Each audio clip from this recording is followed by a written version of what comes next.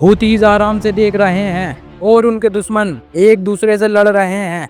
Yemen, जहां 10 सालों से वॉर चल रही है, सऊदी अरब और यूनाइटेड अरब एमिरेट्स मिलकर ईरान बैक्ड हुतीज के खिलाफ 10 सालों से कैंपेन्स चला रहे हैं। फिर ऐसा क्या हुआ जो ये दोनों देश आज एक दूसरे के सामने खड़े हैं? चलिए समझते हैं। सऊदी अरब हमेशा से यमन को अपनी स्ट्रेटेजिक कंट्री मानता है। इसी रीजन से 2015 में सऊदी ने हुतीज के खिलाफ बॉम्बिंग कैंपेन्स स्टार्ट किए।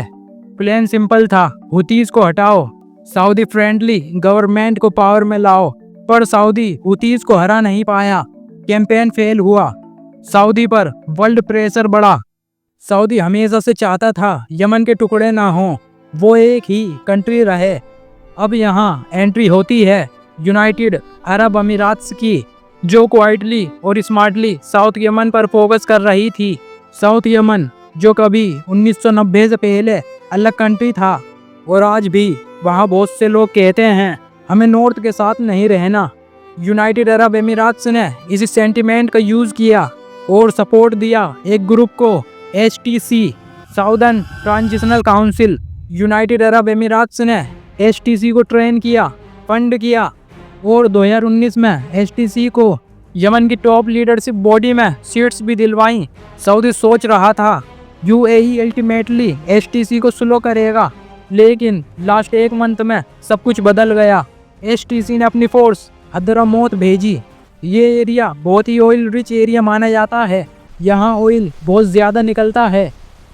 फिर HTC ने अपनी फोर्स अल-मेहरा भेजी। ये एरिया सऊदी अरब के बॉर्डर के पास है, मतलब साउथ यमन का ऑलमोस्ट पूरा एरिया HTC के कंट्रोल में आ गया। ये सुनते ही सऊदी अरब ने मुकल्ला पोर्ट पर बॉम्बिंग कर दी।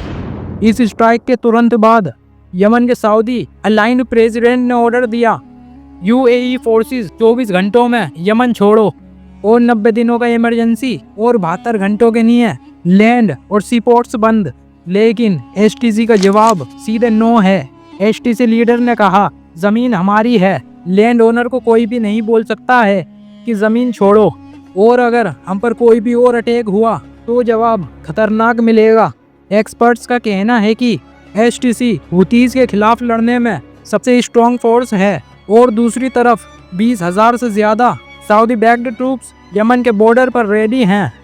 और सऊदी अरब UAE से इसलिए भी गुस्सा है क्योंकि इसराइल ने अभी कुछ दिनों पहले सोमालीलैंड को एक अलग इंडिपेंडेंट कंट्री के रूप में रिकॉग्नाइज किया था। इस पर सऊदी LED ब्लॉक ने कहा था कि ये इंटरनेशनल लॉ के खिलाफ है, ये सोमालिया की टेरिटोरियल इंटीग्रिटी को नुकसान पहुंचाता है। लेकिन UAE ने इस स्टेटमेंट को सपोर्ट नहीं किया और ना ही इस पर साइन किया और ना ही ऑफिशियली इसराइल के सोमालीलैंड रिकॉग्नाइजेशन को कंडेम किया। नाउ अमेरिका ओपनली UAE को क्रिटिसाइज नहीं कर रहा है, लेकिन यमन में वेस्टर्न सिंपैथी सऊदी के साथ है। नाउ एक साइड हैं मोहम्मद बिन सलमान और एक साइड मोहम्मद बिन जायद अल नह्यान, और दूर से ये तमाशा होते हुए देख रहे हैं ईरान और हुतीज। अब सवाल ये है, इन द फ्यूचर अगर ये वॉर और आगे तक बढ़ता है तो फ़ायदा किसको होगा और नुकसान किसको? वैसे यमन पर किसका कंट्रोल होना चाहिए, सऊदी का, UAE का या फिर हुतीज का? आपको क्या लगता है?